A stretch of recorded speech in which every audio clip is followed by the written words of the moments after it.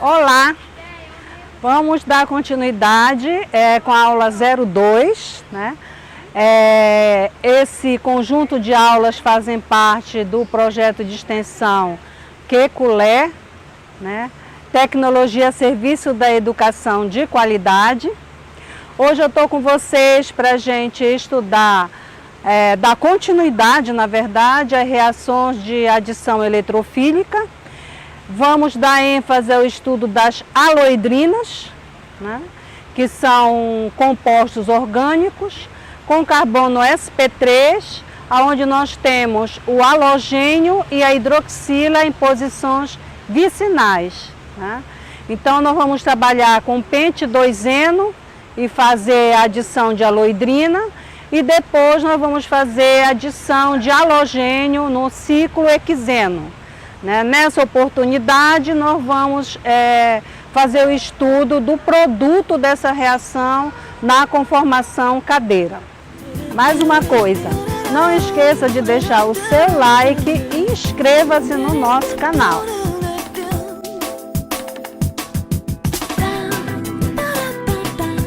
Vamos dar prosseguimento às reações de adição eletrofílica. Dando continuidade, vamos estudar a formação de aloidrinas, né? O que seriam estruturas orgânicas denominadas de aloidrinas? São estruturas orgânicas que possuem a hidroxila vicinal a um halogênio, né? Essas reações, elas são obtidas de duas formas, tá? Que eu vou mostrar no próximo slide para vocês. Essas formas são, você pode fazer a reação de um alceno com o ácido hipocloroso ou hipobromoso, tá? E você pode também obter a aloidrina fazendo adição de Cl2, mas na presença de água. Lembre que na aula 01 nós vimos a adição de Cl2 a alcenos na presença de tetracloreto de carbono, CCl4. Né? Porque quando eu troco o meio reacional, eu tiro o tetracloreto de carbono e coloco água, eu já faço a obtenção de aloidrinas, ok? Então vamos ver como se procede esse mecanismo. Obtenção de aloidrinas. Como proceder? Bom, substrato. Qual é o substrato que vai ser trabalhado?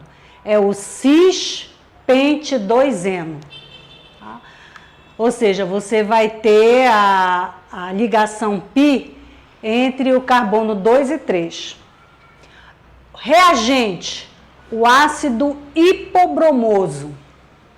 Então, você tem a estrutura do ácido hipobromoso aqui embaixo.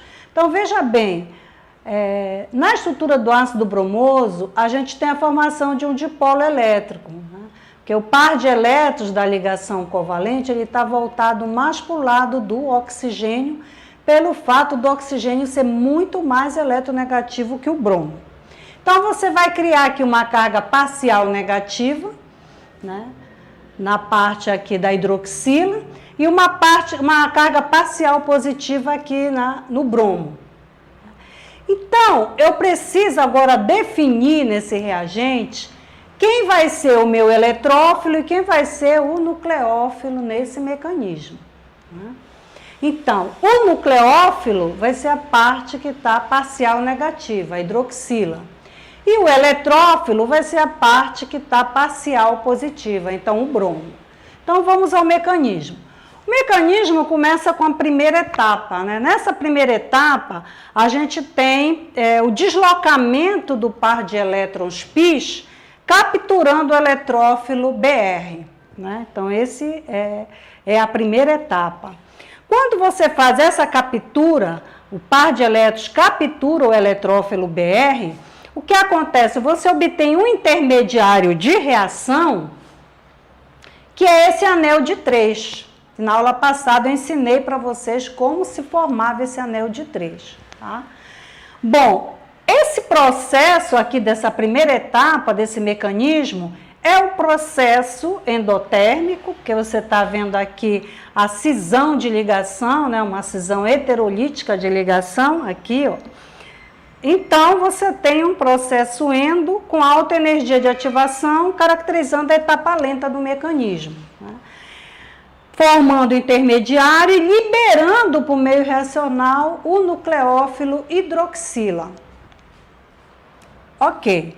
Na segunda etapa do mecanismo, a gente tem a abertura do anel, né? O intermediário, ele é aberto pelo nucleófilo hidroxila. Então, como se procede essa abertura? Aqui você tem um deslocamento do par de elétrons sigma rumo ao bromo catiônico.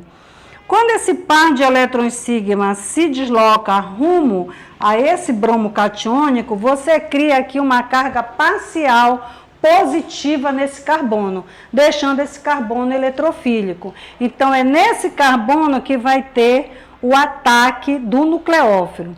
Você vê que ele é um carbono secundário, né? Ele está ligado a esse outro aqui. Então, ele é secundário. Assim como esse aqui, também é secundário. Então, eu vou ter a entrada desse nucleófilo nos dois carbonos secundários eletrofílicos formadores desse anel de 3. Ok. Então, vamos fazer a entrada primeiro nesse carbono secundário, que é o carbono 2. Então, a entrada do nucleófilo no carbono secundário, no carbono 2 secundário. É um carbono sp3, né? Então, quando você faz a entrada, ele vai entrar aqui por cima. A aula passada eu mostrei para vocês que devido ao impedimento espacial, a entrada desse nucleófilo nunca é por baixo, sempre por cima, né? Quando ele ataca aqui por cima o nucleófilo, você tem a abertura do anel. Então, o nucleófilo ataca por cima, o anel abre e joga o bromo para baixo, né? Só que tem um detalhe que nós não podemos esquecer. Quando esse nucleófilo ataca aqui por cima, a metila e o hidrogênio vão se voltar para baixo, tá? O anel abriu, trouxe o bromo para baixo.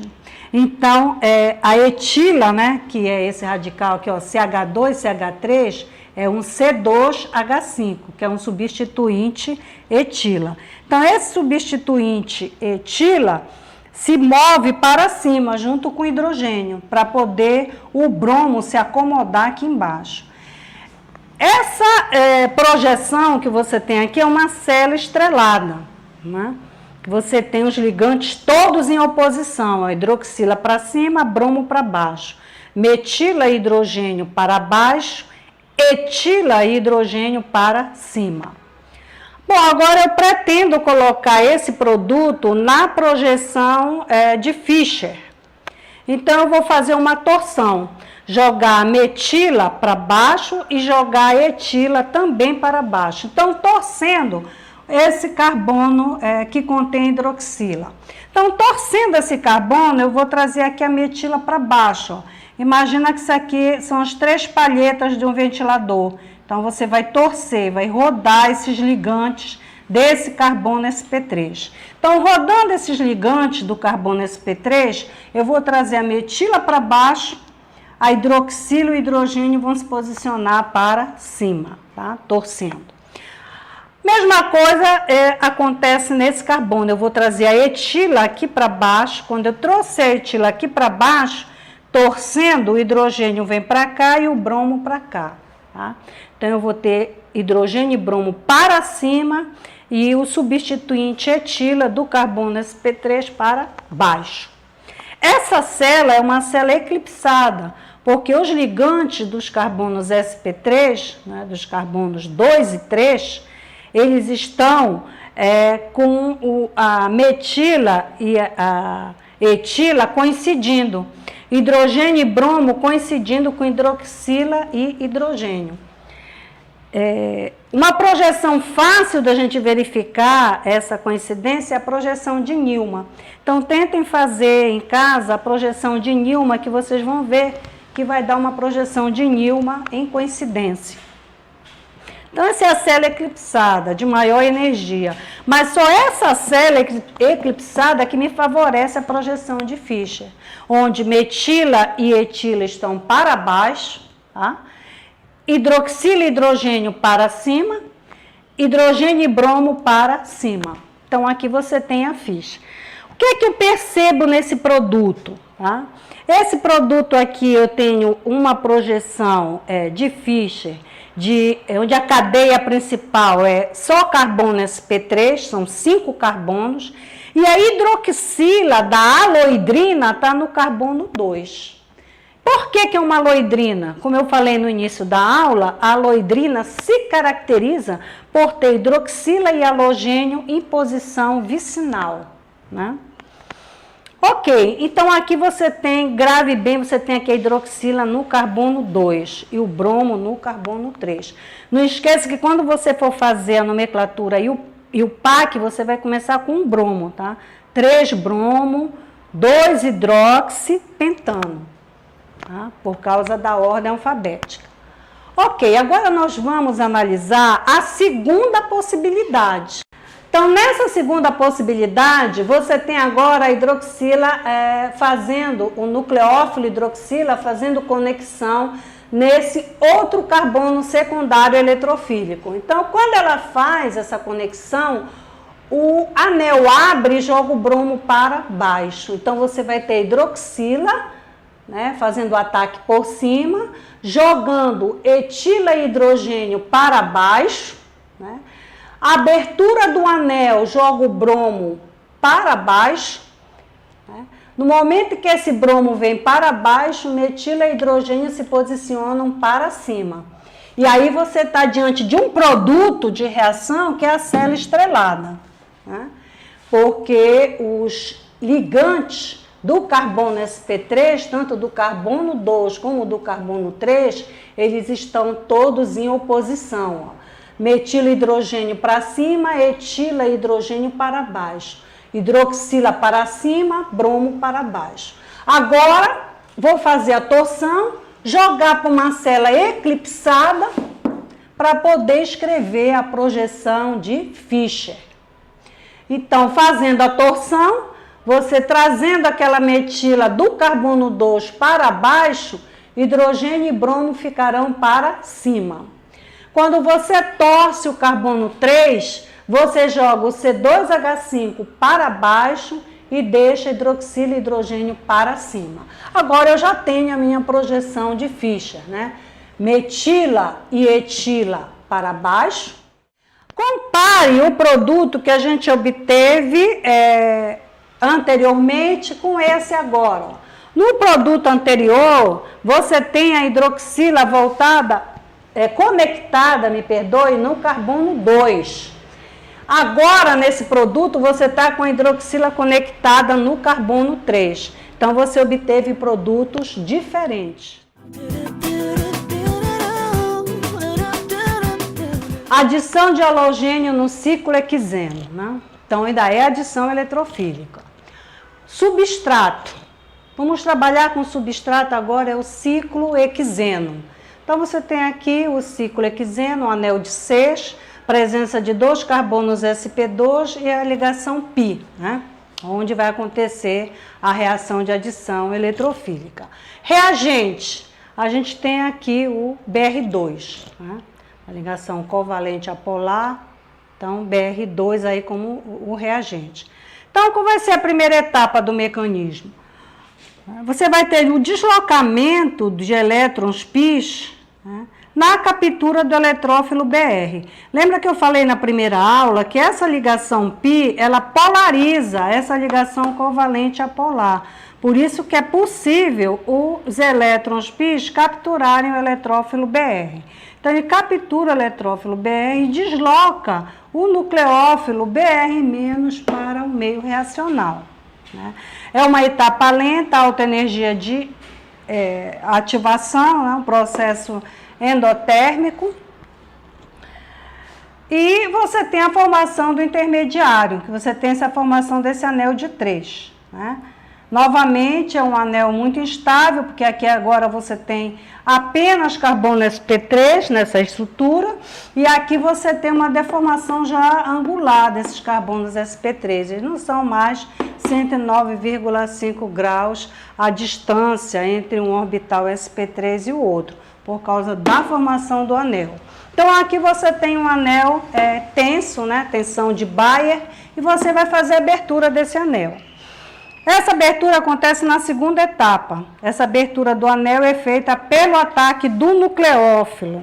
Então, o nucleófilo ataca aqui esse carbono eletrofílico, você tem o deslocamento do par de elétrons aqui, a abertura do anel, né?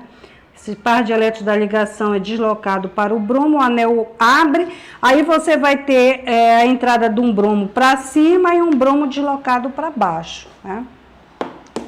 Esse processo, ele é totalmente exotérmico. Então, aqui você tem o trans 1,2, né, de bromo ciclohexano. Essa estrutura, você pode colocar ela na conformação cadeira, que é a conformação mais estável do ciclohexano. Então, vamos verificar como fica esse produto na conformação cadeira. Então, o produto na conformação cadeira, você tem o seguinte. Primeiro você escreve a cadeira, né? A cadeira você vê que ela tem os seus carbonos todos em oposição. Tem um para cima, um para baixo. Isso faz com que ela seja a conformação mais estável do ciclohexano, porque todos os seus ligantes estão em oposição. Só lembrando isso, porque vocês já aprenderam isso quando estudaram alcanos e cicloalcanos, mas relembrando, você tem duas posições para os ligantes desse carbono sp3. Então, cada ligante do carbono sp3, ele assume uma posição axial, que eu coloquei aqui no quadro todo em azul, né? Então, todos os ligantes que estão em azul, eles estão ocupando uma posição axial. E os ligantes que estão em vermelho estão ocupando a posição equatorial. Tá? Então, veja bem, na posição axial, eu vou ter, olha, axial para cima, axial para baixo.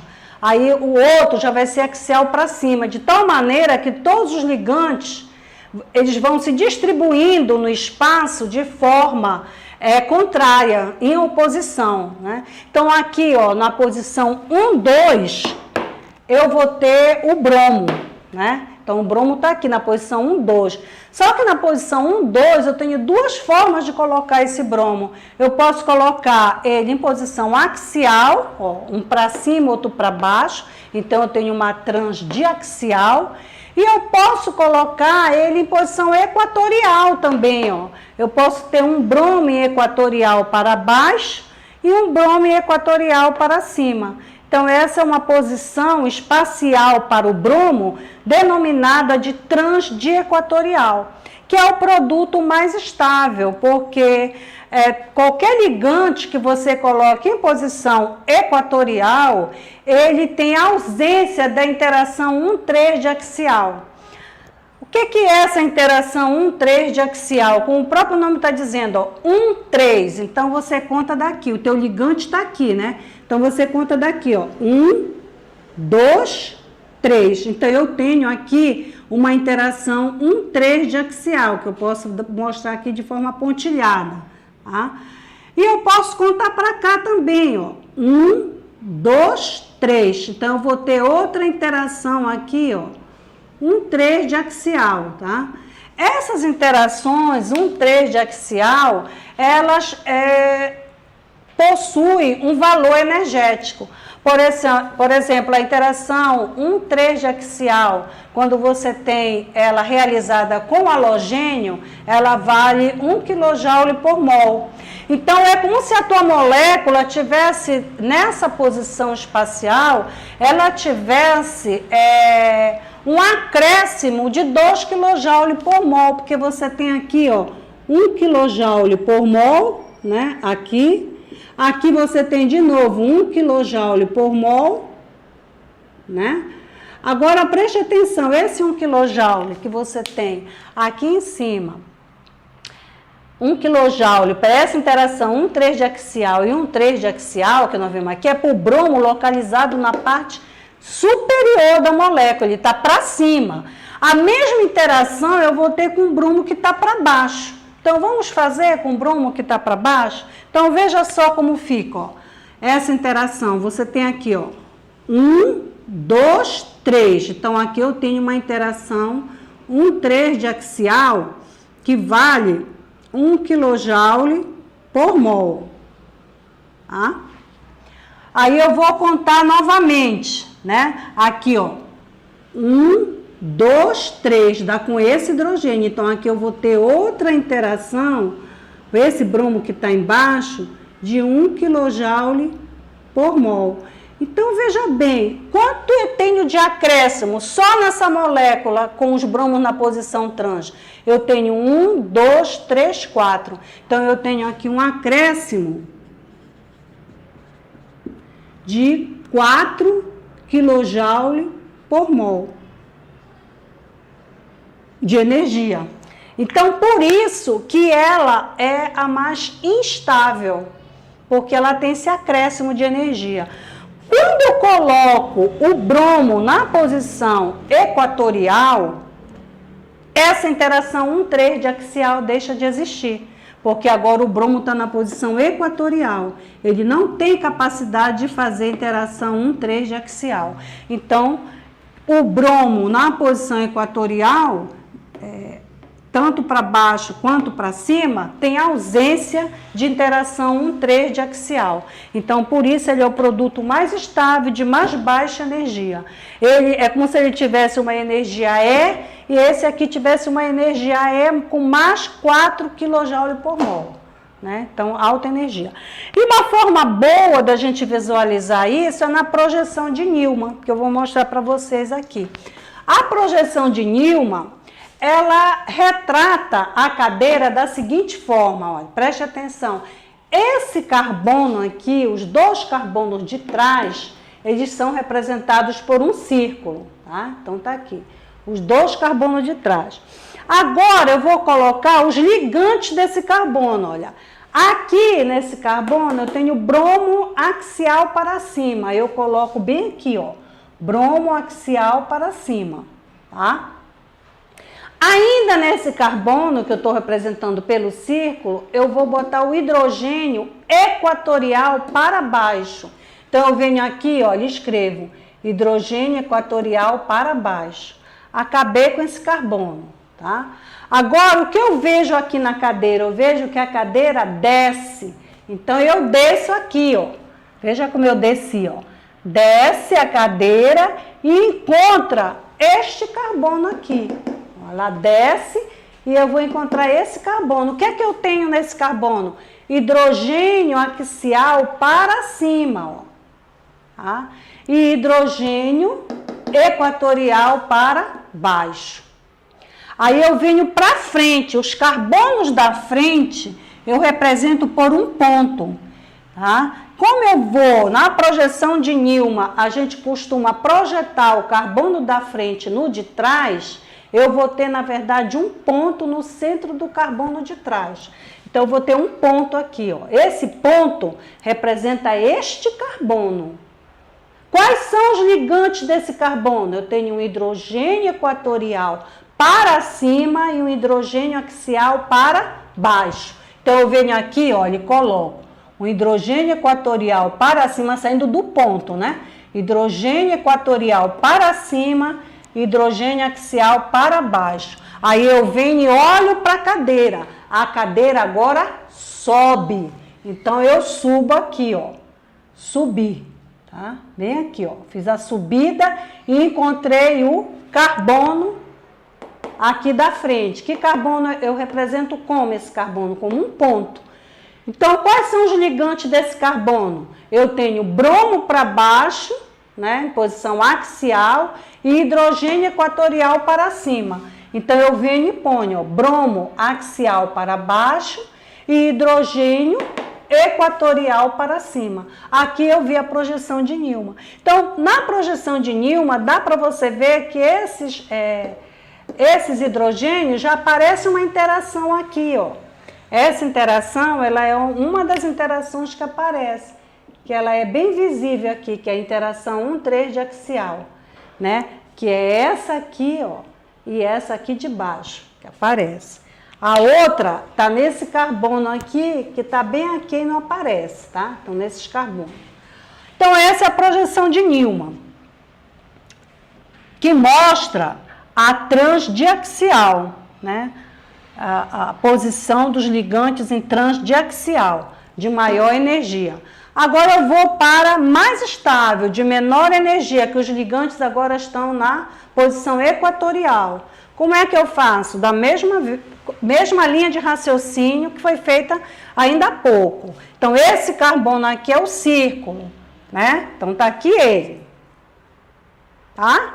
Aí, o que que eu tenho nesse carbono aqui que é o círculo? Eu tenho hidrogênio axial para cima e bromo equatorial para baixo. Então, eu venho aqui, tenho ó, hidrogênio axial para cima, bromo equatorial para baixo. O que é que eu vejo? Uma descida na cadeira. Então, aqui eu desço, ó. Desce e encontro outro carbono de trás, que é este aqui. Como é que está a posição desses ligantes? Eu tenho hidrogênio axial para cima e hidrogênio equatorial para baixo. Então, eu venho e ponho ó, hidrogênio axial para cima, hidrogênio equatorial para baixo. Aí venho e agora eu venho para frente, que são os pontos, né? Então, aqui no ponto do carbono da frente, eu tenho hidrogênio axial para baixo e hidrogênio equatorial para cima. Então, aqui, ó, hidrogênio axial para baixo e hidrogênio equatorial para cima, tá? Aí, o que eu vejo aqui, gente? Subindo, a cadeira sobe. Então, também eu subo aqui, ó, subo e encontro outro carbono da frente que é um ponto. Ao encontrá-lo, qual é a posição dos ligantes? Hidrogênio axial para baixo e bromo equatorial para cima.